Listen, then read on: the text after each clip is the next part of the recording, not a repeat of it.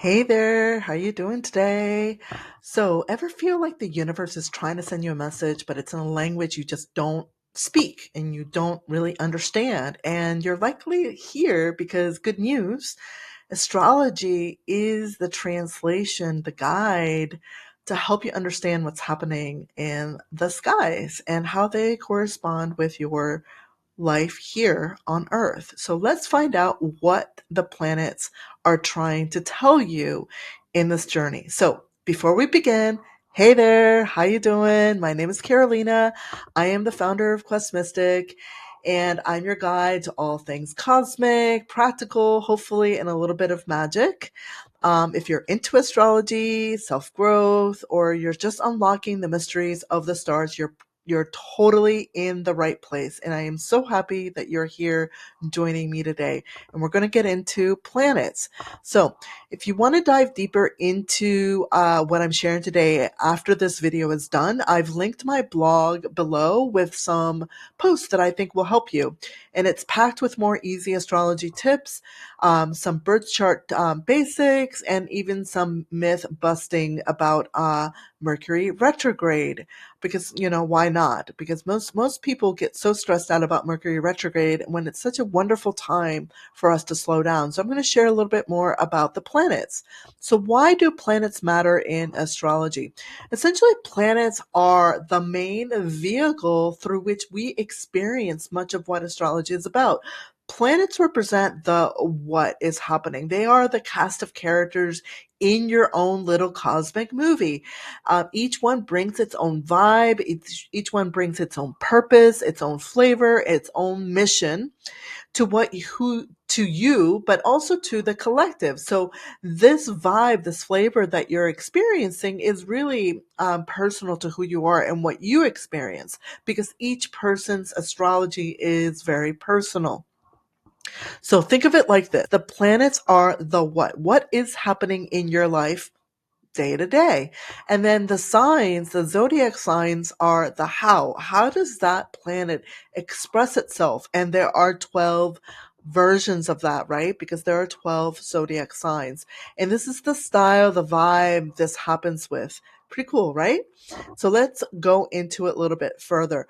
Most people understand what is happening with the sun, right? When people ask them about astrology, or you ask them and like, what do you know? And they're like, well, I just know my sun sign, and I think that's because of my birthday. Correct. That is correct. And it's essentially the place where you experience your core essence, identity, and it's where you think, hmm, who am I? You right? It tells us about who you are when you're shining your brightest. So think of the sun shining really bright, and that's the core self. It rules Leo because each planet rules a sign. And so the sun rules Leo. It also never goes Mercury. It never goes retrograde. Same with the moon. The rest of the planets, yes, but we don't experience the sun and the moon in a retrograde phase, FYI. So then the next planet most people really understand is the moon, because it talks about our emotions. So if there's three things that most individuals really grasp about their charts are the following. The big three: the sun, the moon, and the rising sign. And the rising sign is not a planet. It's not an asteroid. It's not a place that you can physically see in the sky. It is a calculated point, and it's therefore very individual to you. And that's why we need to know your birth time when we calculate a chart. Now, can you figure it out without a birth time? Yes. There are people who are highly skilled and rectifying. That's what it's called, rectifying a chart. And you could probably do that as well, doing a little bit of sleuthing and investigative work. So the moon. The moon is your core emotions, instincts, and your inner moods. Okay. It's where you have your secret emotional playlist on repeat. Okay. Whatever you feel comfortable in your emotional realm is your moon sign. And the moon rules Cancer. I'm a Cancer sun, so I have a sun that is ruled by the moon, which is an interesting kind of dynamic, right? Because the sun and the moon are the what we call the luminaries, the core two things, vehicles that we experience and express, and that are very core to our personalities. All right. Then the third one that follows right along very closely to the moon and the sun is Mercury in terms of our identities, because the sun and Mercury never uh, navigate very far from each other. They're very close to each other. So when you meet somebody that has a sun in Cancer, they most likely will have a Mercury in Cancer or Leo or in Gemini. It's always one sign before or after the sun sign or the sun sign. So just a tip there. So Mercury, speaking of Mercury, this is about our communication, your tech skills, your brain power, among many other things, but just to give you a highlight. And this is, think about this of being how you text, how you overthink or don't, how you communicate, how you learn, how you absorb information. This is Mercury. And Mercury rules two signs. Unlike the sun and the moon, the rest of the planets rule more than one sign in traditional astrology. So the Mercury is associated with Gemini and Virgo. So if you're a sun in Virgo or sun in Gemini, you are ruled by Mercury. Then the next planet is Venus. Venus is about your love style, beauty, and your values. Think about how you flirt, what your aesthetic says about you. That is Venus. I have a Venus in Gemini. I don't necessarily flirt, I just play. I'm a very playful being. My sun is in Cancer, so it wants to be more attached. It's not as flirty as maybe some other Venus and Geminis. And Venus rules two signs as well, right? So I mentioned that before. It rules Taurus and Libra. And then Mars, the opposite archetype to Venus, is Mars, where we find our place of drive, anger, sexuality, ambition. It's how you handle your challenges. So Mars is the place within you that says, what is my internal hype squad? Like, what do I need to move forward? Or what is your fight button, right? So that's your Mars. And Mars rules two signs, beautiful Aries and Scorpio. Then moving on to Jupiter. Jupiter is the planet of expansion, of luck, of opportunity, of adventure. It is your cosmic, yes, person, right? The one where within you that's like, yeah, I'll do that. Absolutely, yes. Yes, yes, yes, yes, yes. Jupiter is expand, expand, expand. Whereas Saturn is the planet of no. It's the opposite energy of Jupiter. So Jupiter wants us to grow in our experience as a human in this life, whereas Saturn's much more concerned with making sure that you have a structure to land on after you come down from that big old high, right? So Saturn is the place where we learn our hard lessons, our discipline and structure in life. It's that strict life coach you love to hate but thank later. That's Saturn. I'm currently experiencing Saturn going through my first house, and wow, I have never been on more such a like get shit done type of mode, and I love it because I'm a Pisces rising, and much of my nature just wants to be in la la land. And guess what? Life is not just la la land. And then Saturn rules Capricorn and Aquarius. It's not just a Capricorn energy, it also is in the Aquarius world. So it's an interesting thing to explore. Now, the outer planets, the final three planets that make up the 10 planets that we study in Western astrology, as well as traditional astrology, is Uranus, Neptune, and Pluto. And each of these three planets help us to evolve as humans, to help us to go transcend beyond the human experience that we have today. For example, Uranus is about change. It's about releasing things that we are no longer needing. It is a process of decrystallization, of breaking things that are held onto us so dearly that we must break through to become the most authentic and free version of ourselves. It is a place of rebellion wherever it sits in our chart. And then Neptune is the next planet. And Neptune is about dreams, illusions, imagination. It's a connection with the spirit. And we've been in this Neptunian Pisces time for quite some time where we haven't been able to really see things clearly. And Neptune just moved into Aries. And so we are birthing a new vision for ourselves that is Mars oriented. So this is a new flavor for us to experience. And that's what's happening when the planets go from sign to sign. We go from one mission in that sign, and then we complete that mission, and then it goes into the next sign.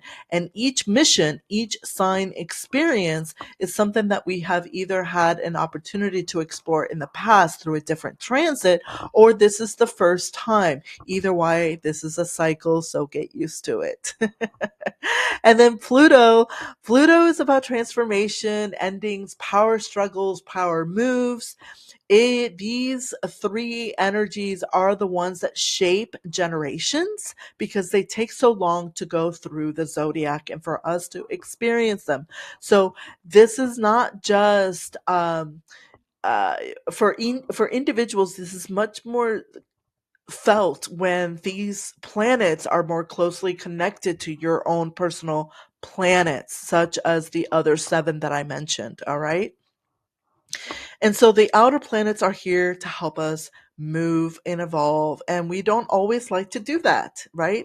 And that's why astrology and understanding the planets matters so much, because it helps us to break through this confusion. So when you understand these planets and the purpose of the planets, you start to see them yourself more clearly through your talents, through your triggers, through your love style. Even the dreams of your career paths can all be seen through the planets. And instead of wondering, why am I like this? You could be thinking like, oh, interesting. Mars is in Gemini at this moment. So I am really feeling a random burst of energy because it sits in blah, blah, blah in my chart. So having this understanding beyond just the zodiac sign can start putting the whole layer of the clock together for you. All right. And so astrology at the end of the day really gives you the language to understand your inner world better. And I am here to help you understand that a little bit more through my monthly membership, which I've linked below. So here's a really quick example of what this all looks like. If your Venus is in Aries, you love fast and fall hard. Venus is the planet of love, right? And relationships. And Aries is a fiery, fast energy that is instinctual, it's instinctive, and it does not really think things through. So it's just going to go forward, act, and then likely just drop it as fast as it picked it up if there isn't there something there for it to hold on to. Okay.